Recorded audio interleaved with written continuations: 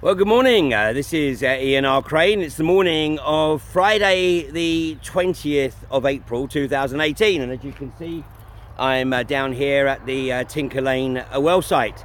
And the aggregate trucks are waiting to get out here, but they're not being held up by me. They're just not actually allowed to move until 9 o'clock this morning, when no doubt we'll be joined here by Nottinghamshire's finest, who will have been briefed, of course, that they're up against the UK equivalent of ISIS, and they have to treat anyone standing around the Tinker Lane entrance here as a potential domestic terrorist, certainly a domestic extremist. And of course, Kevin Honningrake still has on his website that the opponents of unconventional gas exploitation in Yorkshire, many were behaving in an extremist fashion.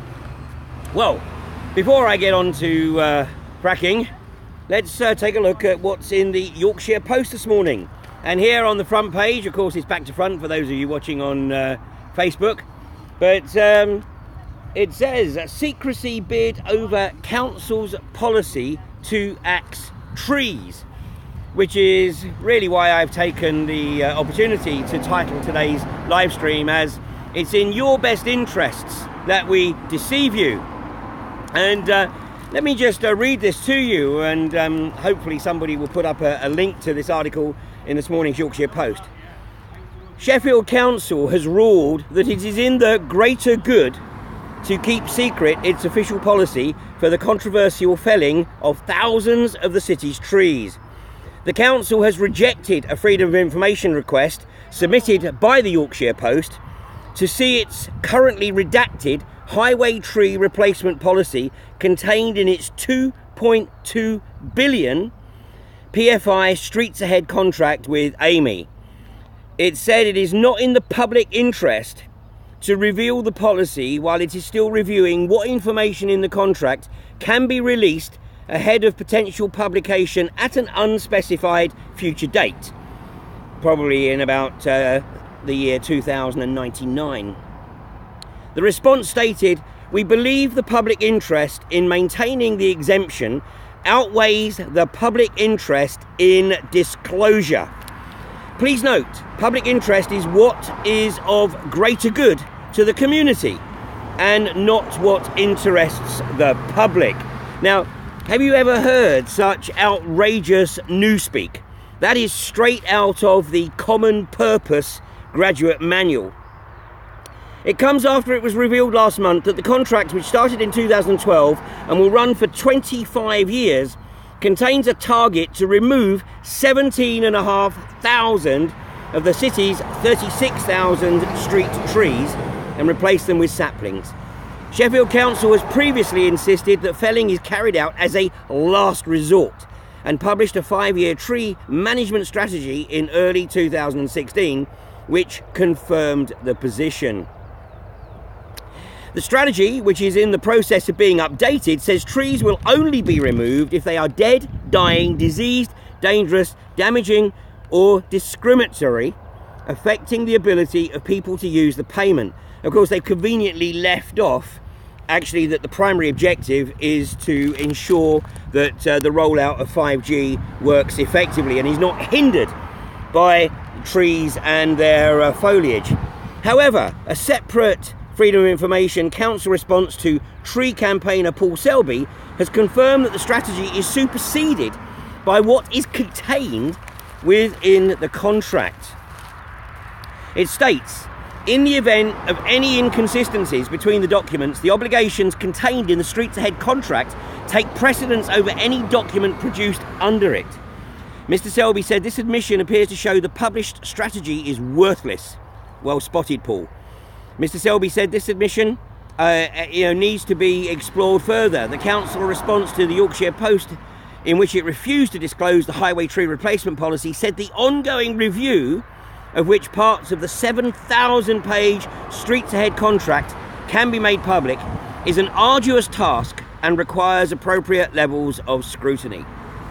When asked whether there is anything in the contract that confirms felling as a last resort, Sheffield Council said it would make no further comment as it is currently working on an updated tree management strategy which will be released in due course.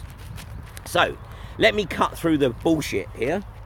The reality is that Sheffield Council have been instructed, I suspect, by central government in collusion with the telecoms companies not to reveal that the primary purpose of the tree removal strategy, which by the way is not limited to Sheffield, but Sheffield is the focus so that people keep their eyes on Sheffield whilst ignoring what's going on elsewhere in the country.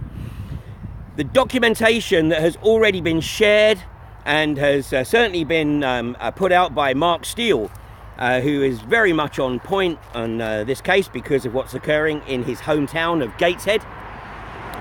It proves beyond any reasonable doubt that the 5G technology and the consequent Internet of Things objective of well, not just this government, but of the global administrators, if you like, their determination to have this 5G technology in place by 2020 means that basically it is considered not to be in the public interest to reveal that. So, needless to say, it's game on. And, you know, those people in Sheffield who, you know, wish to keep their heads in the sand and say, no, it's nothing to do with 5G. Well, without any evidence, of course.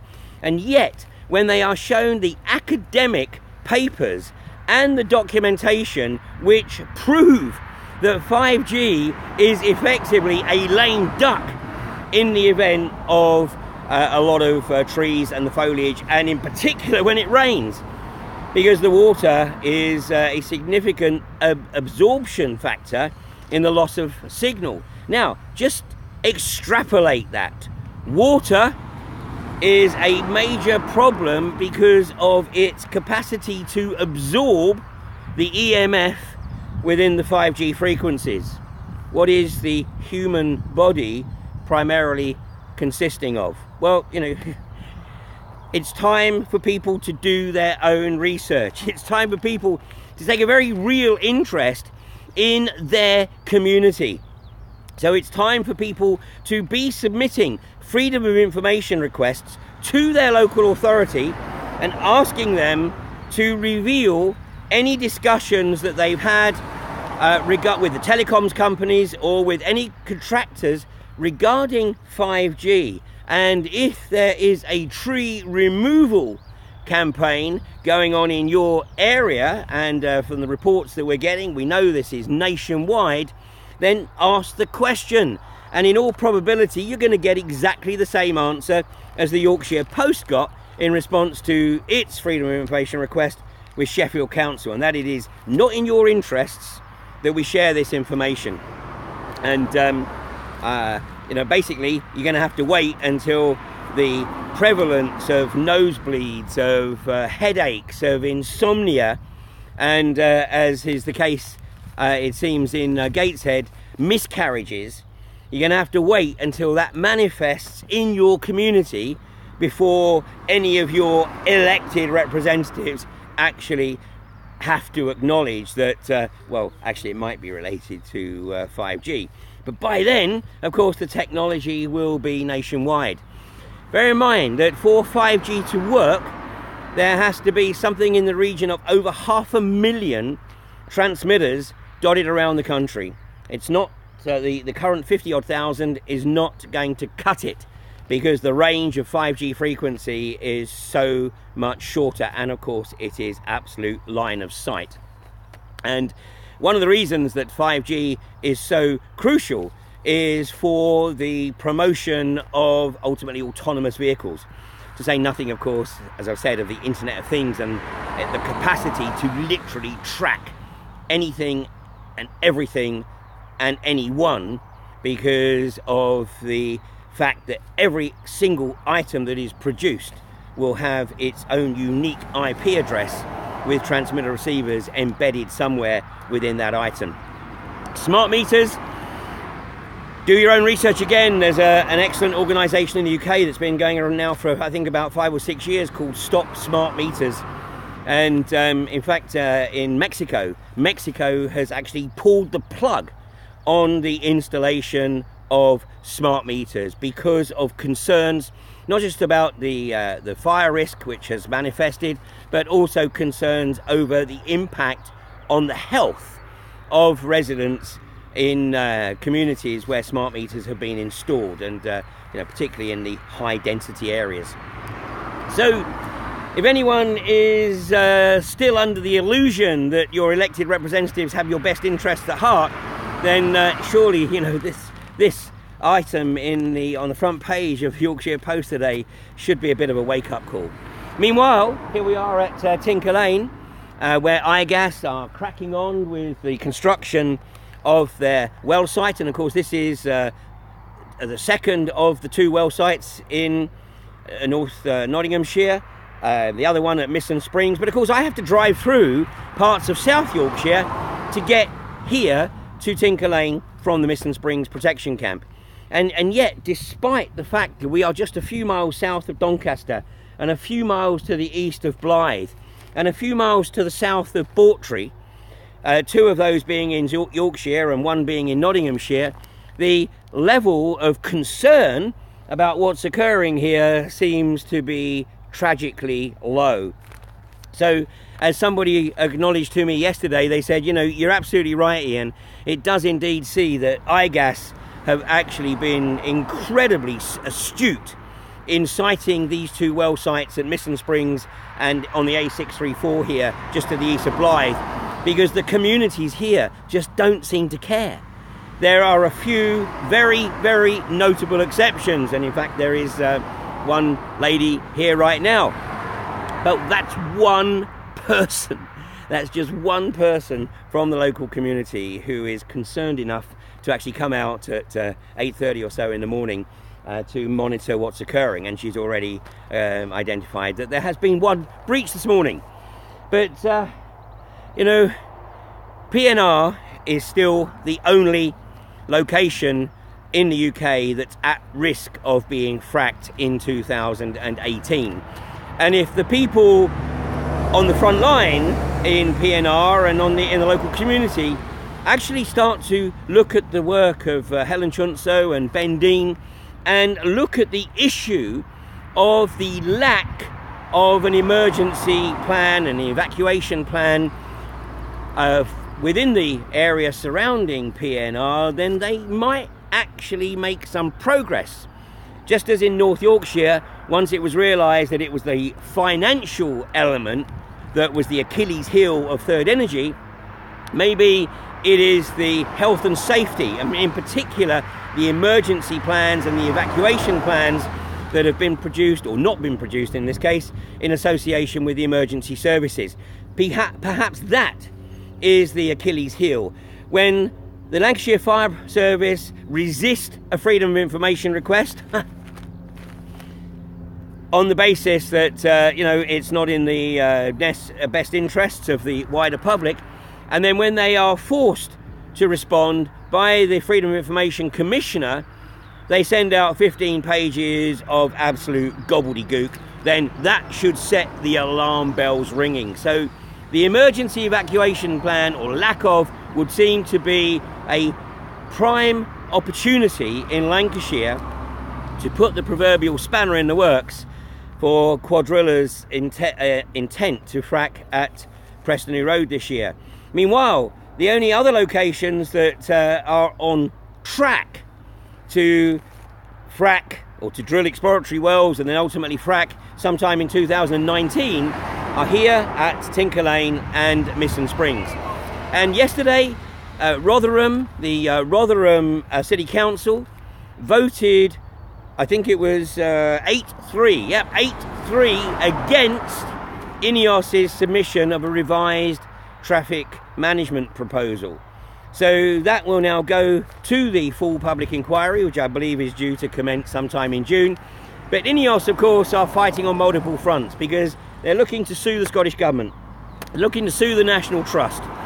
They've got public inquiries coming up in North Derbyshire and in South Yorkshire, in Rotherham. So INEOS have no specified location to establish a well site yet. So, you know, they're not even going to be starting to prepare a pad anytime this side of 2019. So, if we want to stop this, and in my opinion, there are elements of the British government that are giving the anti-fracking community the opportunity, they're giving us some of the ammunition with which to use to help shut the unconventional gas industry down in this country. And look no further than the responses of Claire Perry to the questions submitted by Totnes and South Hams MP Sarah Wollaston a couple of months ago. Because if you look at those responses from Claire Perry, the Department of Business, Energy and Industrial Strategy is basically saying, you know what, we don't have a handle on this industry. And, you know, considering the controversy surrounding this industry, then one would think that the British government would have chapter, line and verse on their strategy for rolling this out, when clearly it doesn't. So the key element on all of this, whether it's tree removal for the rollout of 5G, whether it's the rollout of unconventional gas, the reality is that your government and your elected representatives, it seems, even at local level, and I mean, sadly, this is even a Labour council, which, you know, goes to some way to endorse what I said a couple of days ago, that the only reason I want to see Jeremy Corbyn in number 10 is so that all those people who think that Jeremy Corbyn is the answer actually begin to realise that it doesn't matter who the hell is in number 10. There are other forces pulling the strings here, and it's just the other wing of the same bird. And maybe at that point people will actually start to realise that it's time to find something else, another form of government, or maybe no government, who knows, but another form of administration, because the one that we have in place right now is not looking after your best interests and works on the basis that it is in your best interests, that it lies, that it deceives, and that it obfuscates.